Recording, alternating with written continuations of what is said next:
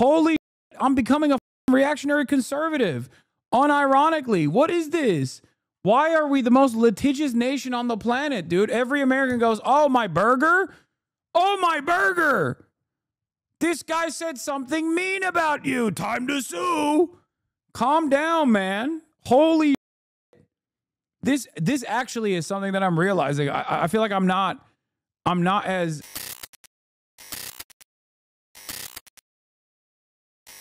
You're on Fox News, baby girl? I don't care. That shit don't mean nothing, dude. Let me guess. It's another smear operation. Let me guess. Like on the main channel or where? Or is it on the digital side? Because I don't see it. I don't see it on my like on the actual live channel. Wait, really? What are they doing? Oh shit, let's go. Okay, I do care about that. That's funny. One more point from AOC saying, oh, there's all this money coming in to conflate criticism of Israel with anti-Semitism. Let's go. I am sorry. After October 7th, this is not about criticism of Israel or the Israeli government. I think I'm going to go to jail, by the way. That's like, okay. This might actually cause me to go to jail, low-key, but high-key. Genocidal slogans about the Jewish state. Yeah. They talk about intifada glowingly. They support Hamas, a terrorist I might literally be going to jail on their hands. It is a fallacy to pretend, oh, we can't criticize the government of Israel. That is not the issue. Congratulations to all my haters, bro. You did it. All the liberals. Constantly. At least the nickname fits. Piker. What does that mean? Definitely a piker, this guy. So, you know, Lauren, I feel like there's been almost a theme here throughout these last hour and a half, and is that the Democrats are still trying to find a direction. They're still trying to find someone. And it's just so surprising, some of the people who are floating to the top. Did you see, so maybe a month ago, Pete Buttigieg went on a podcast, an all-male podcast with a largely male audience. And the first thing I noticed, and I thought it was just me because I pick up on these little things, I'm like, oh, he looks different. He had a beard. And then going into the podcast, he said a curse word. And I was like, what happened to Pete Buttigieg? They're trying to portray this manly image because they realize they lost a lot of young voters, specifically young men voters, and they're trying to bring them back by bringing manly back again. But I'm not sure this is how you do it. Hey guys, just make sure to, you know, hey guys, remember, Ethan was called a Zionist for calling himself a Zionist, and who could say what's more harmful overall, you know? Who could say what's more harmful overall? Any day now, sure there'll be think pieces written about it that will inevitably lead to the government changing their attitude and arresting people for being pro-Israel. Anyway, is there a way to go back? Wait, we'll try to see if we can find the full rewind 8 minutes right after the ad break for your segment. Oh, hell yeah. Thank you. Advertise to grow your business today. Thank you for finding this, Demasius. Looks to continue for Let's see. personal journey. How many times is like Asmongold and shit talked about cancel culture and how people are trying to cancel him and how they're free speech defenders? Will they come to my defense? Will they actually come to my defense? Who knows? Who knows?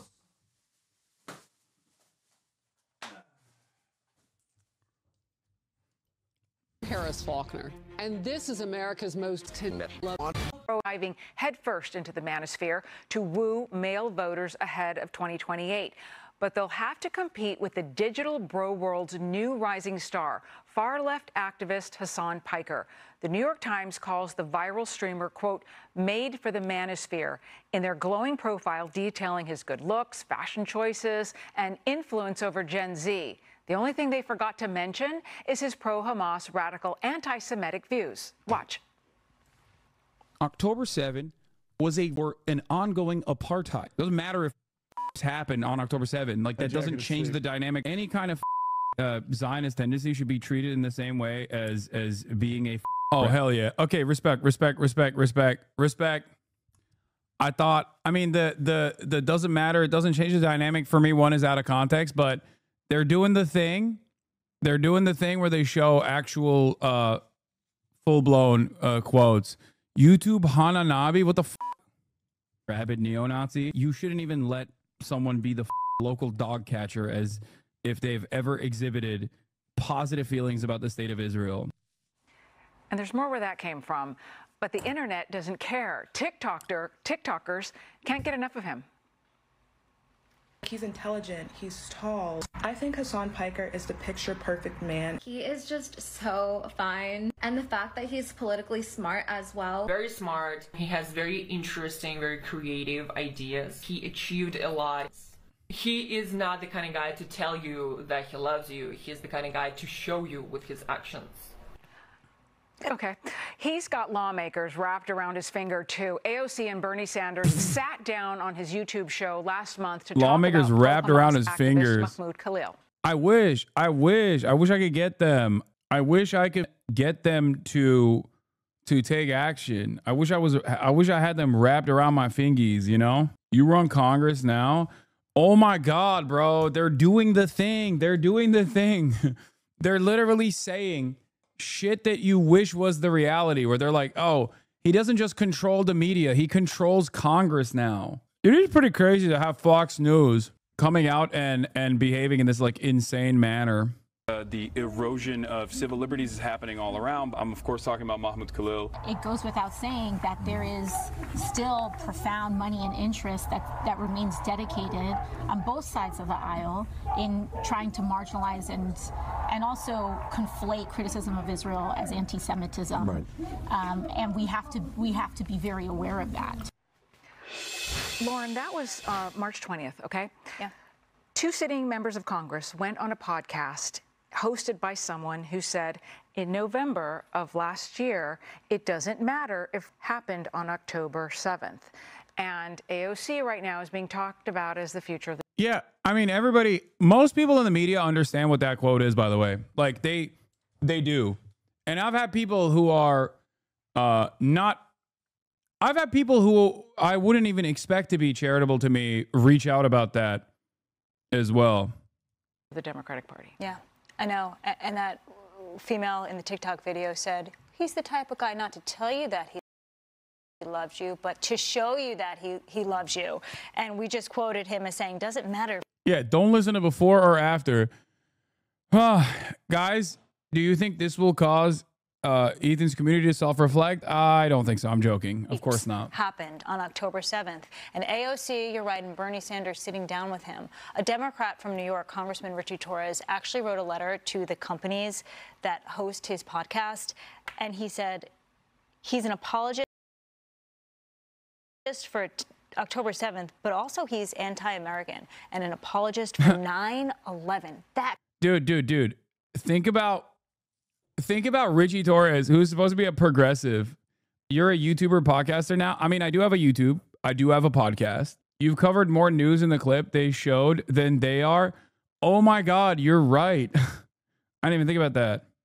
Coming from a New York Democrat, sitting member of Congress. So as this is now, if he's being hailed as the hero for Democrats, just look into the things that are coming out of his own mouth and what other people in his party are saying about him. You know, Conch, it's just so striking how people will just become so enamored with someone no matter what they say, no matter what they do. Yeah, like Luigi Mangione, right? Who's raised more than $500,000 as a GoFundMe page, a guy who shot a father of 2 in the back about 5 blocks north of here in New York City. When I hear about this guy as a very popular podcaster, I don't doubt it, but he is appealing to a very far left part of the Democratic Party. A guy like Joe Rogan brings in people from all sorts of ideological stripes. Yeah, if I didn't actually bring in people from all different sorts of ideological stripes and actually actively change their minds and not become a funnel like Joe Rogan is for the... he's a funnel for the Republican Party. I am not a funnel for the Democrats, no matter how much the far left radicals, the actual radicals in my community keep saying I am. You literally went on Theo Vaughn. What are they talking about? I know. That's what it is. That's what it is. That's what it is. That's what it is. That's what it is. It's like, hey, you're radicalizing people.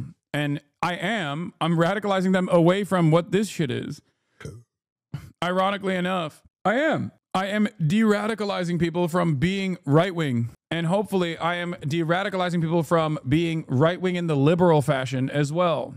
Was a Democrat for a very long time, once supported Bernie Sanders, and now he's bringing in all sorts of different people, 12 million people a day on his podcast. Look, this guy has said, to Lauren's point, he advocates for violence against Israelis, or at least says it's no big deal. He cheers on. It's not. All right. If we're just making stuff up, hey, respect. Cutie McBitty, thank you for the 50 gifted subs to a radical Antifa operative. Remember, that was the shit that was popping first Trump administration. Now what's popping is we went from radical Antifa to radical Islamist Hamasist. Oh my God, we're gonna have someone in mainstream media call me HasanAbi by accident. Oh my God. Now that's defamation. Oh, whatever. No, you guys are fucking crazy. No, dude. No, I am a fucking public figure. You guys are delusional. Okay? Unless they say something so insane with actual malicious, provable malicious intent, which the editorial team of Fox News is not going to make that mistake. Okay? Even if I had him dead to rights with defamation, like I might have Ethan with his own acknowledgement, why the fuck is every one of my Amerifats in the audience literally constantly talking about litigation, bro?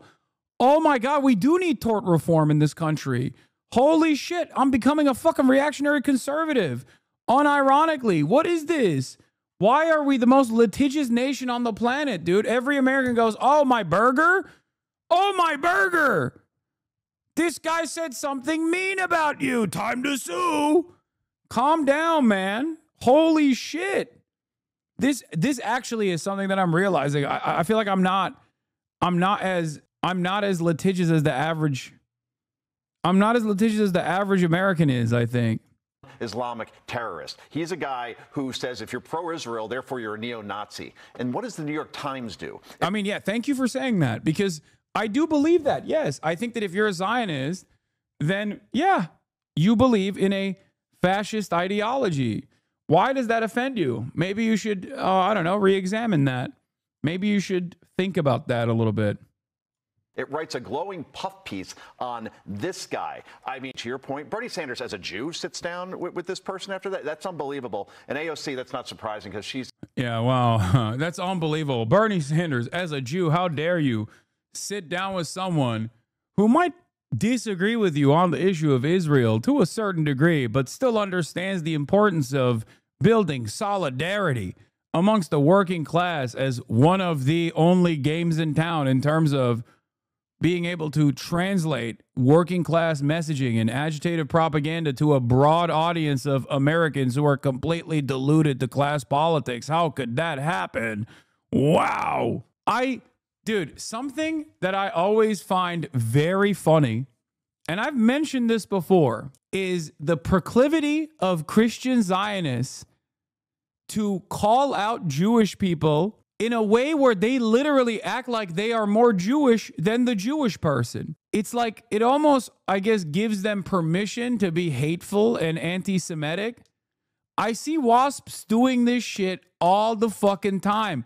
What comes to mind immediately is Missouri's very own Josh Hawley telling a liberal Zionist from Next, an organization that literally is an organization that in and of itself is not particularly anti-Israel, okay? It literally is pro-Israel. It's a pro-Israel organization. Telling a liberal Zionist Jewish man wearing a fucking IDF badge on his chest that he doesn't know what the fuck he's talking about dealing with anti-Semitism. He's like, how dare you, Jew, respond to me, a Christian man, about how I should be dealing with anti-Semitism. I will fight anti-Semitism better than you, Jew. Get out of my face. Like,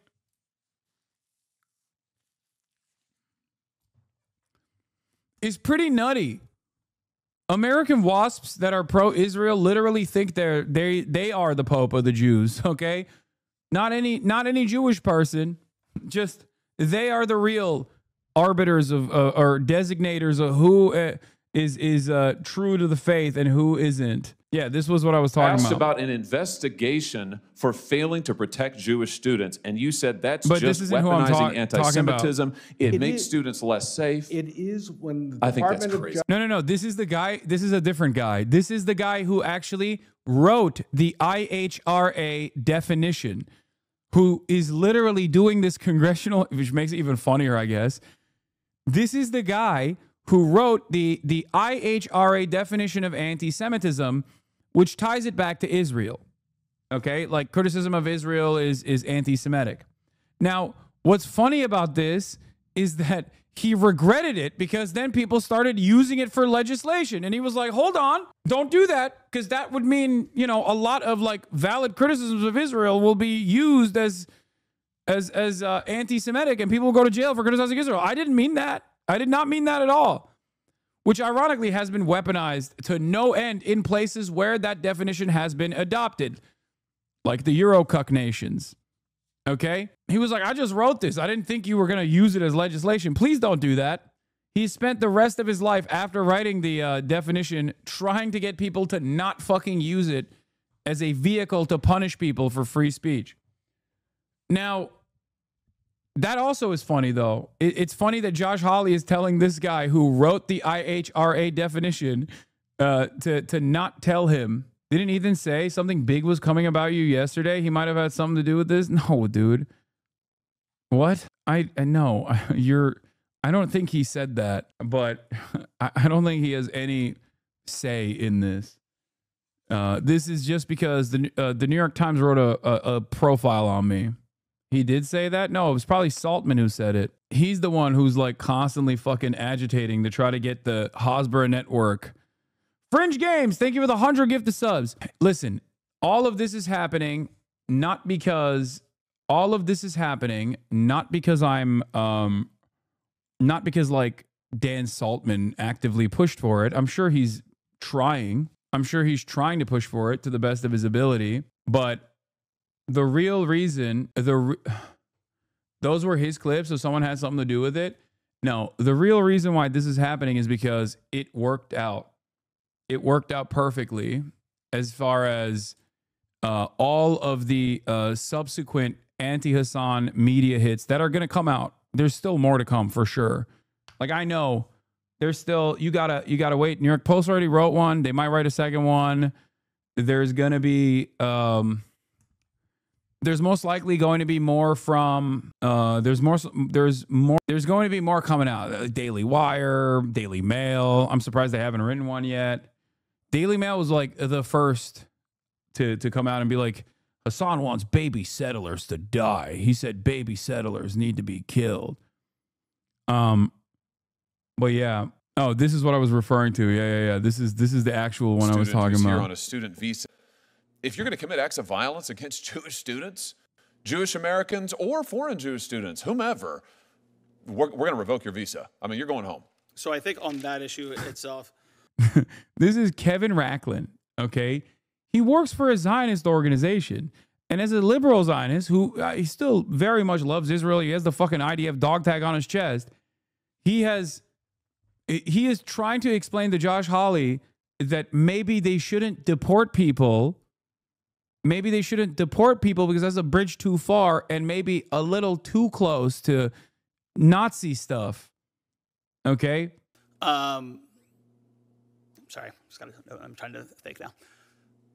It's not, when you're talking about acts of violence and you're talking about actually breaking U.S. law towards students, that is criminal. That should be done through the Justice Department.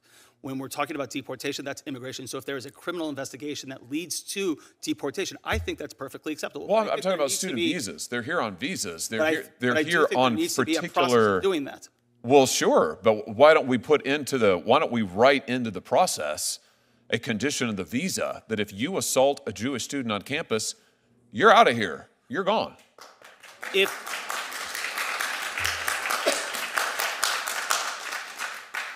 If it was written in the statute and if it was broad enough to be not just be for Jews, but for all people that have experienced discrimination, regardless of who they are, I think that we should look at that. But I think until that is in law, what I'm basing this on is what the current statute says and what currently is being done. Well, listen, I guess I don't understand the hesitation here at all. To me, this is an easy call, and he's like, "Shut up! I know better than you." Urged the current Secretary of State, Secretary Rubio, to do this. I think he's got the authority to do it. My position is it would send an incredibly clear message. If you come to this country on a student visa, you are here as a guest of the United States for particular purposes. If you assault a Jewish student on campus, you ought to be out of here. And we ought to make it clear to people we are not going to tolerate it. We're not going to tolerate it for any reason. Can I just ask you, while I have you here, Mr. Permit? I mean, he ripped into way more, but He's the same lawmaker who was against the Iron Dome that has saved countless lives in Israel. She didn't want that thing to continue. And if that didn't continue, we're talking about a much different situation in Israel right now. You know, a guy. I mean, to be fair, if the Iron Dome didn't exist, Israel probably would not be remotely as violent as it gets to be right now. Like, that's just the truth. You know what I mean? Yeah, if they actually were to ever experience repercussions from their genocidal ambitions, like, they would not do that. And this is perhaps best demonstrated by their retaliation towards Iran. Their retaliation towards Iran, which has the capacity to penetrate the Iron Dome, as they demonstrated, was infinitely more restrained than what they've done to the Gaza Strip. The Gaza Strip they belligerently occupy. As a matter of fact, they unironically kept punishing the Gazans, punishing the Palestinians in the Gaza Strip over and over again whenever they felt like they didn't, whenever they felt like they were getting attacked from anyone else. It is a weak country at the end of the day. It is a cowardly country at the end of the day that turns around and attacks people that they have made the most vulnerable.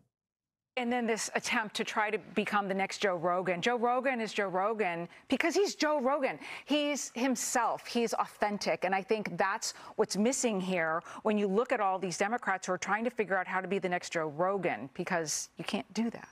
Yeah, and what Joe Concha just said is true. Joe Rogan is not some fire-breathing right-winger. He might seem that way in comparison to Hasan Piker. He's drifted maybe rightward because of the insanity of the left. Now, I thought the premise of this whole thing is that Hasan Piker is perfect for the manosphere and go get those male voters back. If that's what the Democrats want, a bunch of anti-Semitic Hamas supporters, that's one proposition.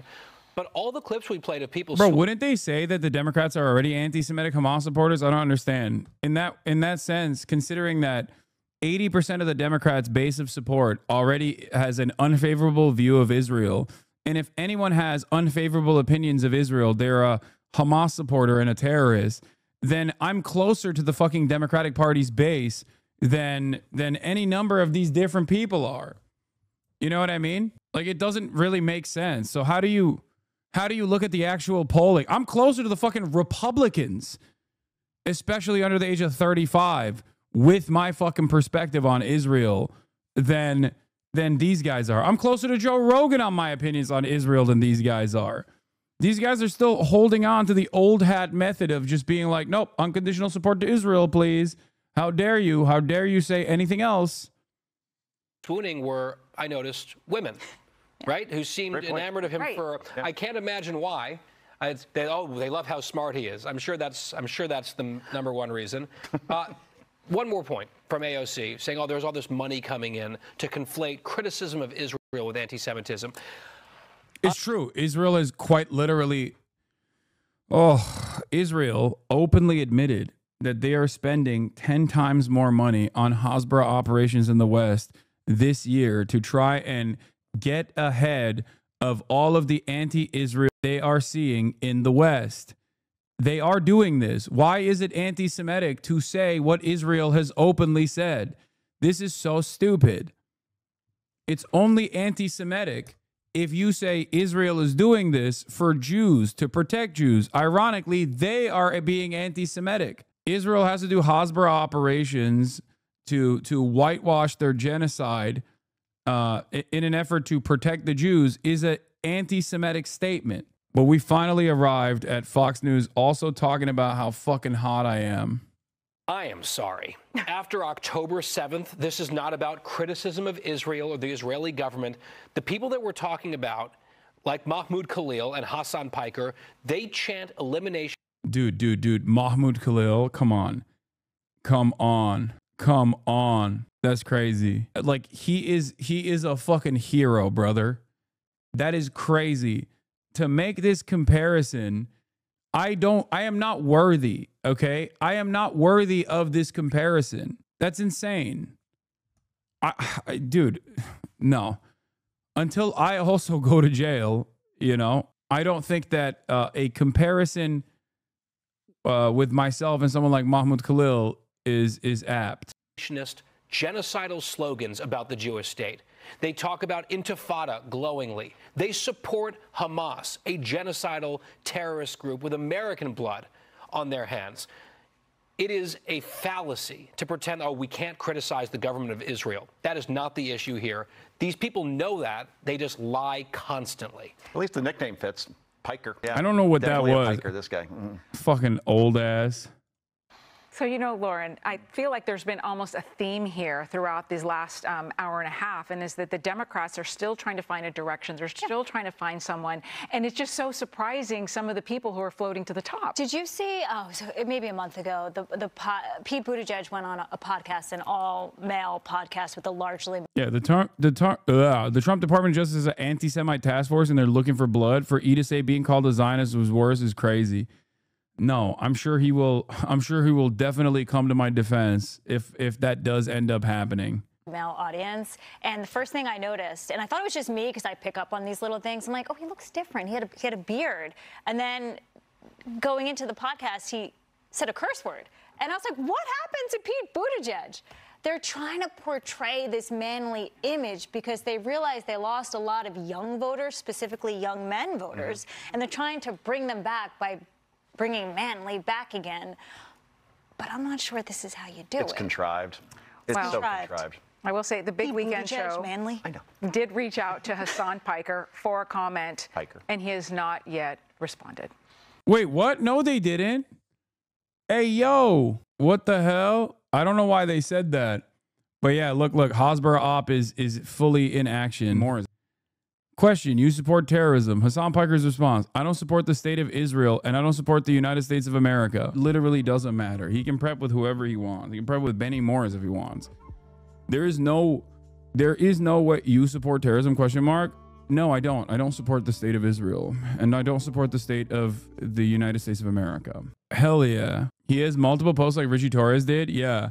When you see the common chirpers getting agitated, know that like information is passed around. You know what I mean? Like they got their notes, they got their marching orders. The more you are hated, the more your message is spread. Yeah. Israel is doing a genocide with United States support. I'm sorry that people don't like you. Maybe you should. Not one clip of you gaming on their piece. Oh God. Is this actually dangerous for your livelihood? Like, is it possible this reporting could land you in jail? Who knows, man? Who knows? Maybe. I feel like there's no bad press when you're historically on the right side. I mean, there's definitely bad press. Like, can we auto mod sue them chatters? No.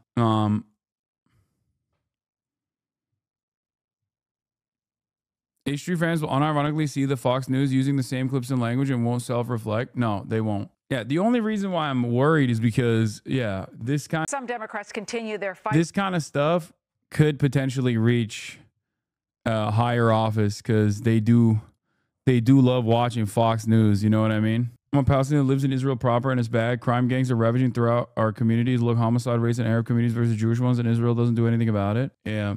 Is there a reason why you say Israel is... Am I incorrect that you're superhuman? I'd be in a puddle of tears and anxiety if I had a Fox News comment to my very positively intended, justice-driven actions. Like, genuine question, are you in therapy? No.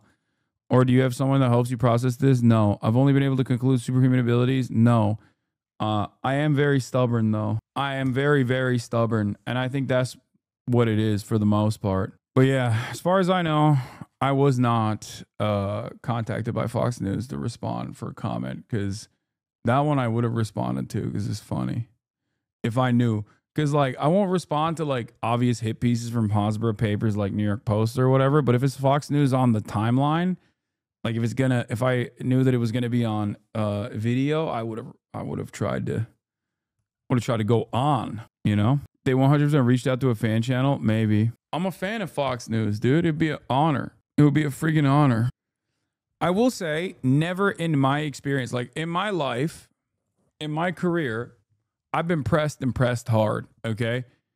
Super hard. I've been under constant threat, doxing, swatting, harassment campaigns, hit pieces, But I will say, most of the time, those hit pieces stay on the right-wing orbit and doesn't have like any sort of serious motion. But I will tell you this much. There's only one group that has like at least some semblance of institutional legitimacy, institutional motion, that is wild enough to go after someone with the same severity as like my cyber stalkers, and that is the pro-Israeli advocacy groups. And they do actually have motion. Like, they do have the capacity to get press. And it's not an accident that when I get written up about in the New York Times that there's a bunch of hit pieces that come out, and I'm sure many will come out even after today. But the reason why is because like if my haters in the past tried to go to like anti-white racism, the anti-white racism route, the only place where they can get motion is like brigading LSF.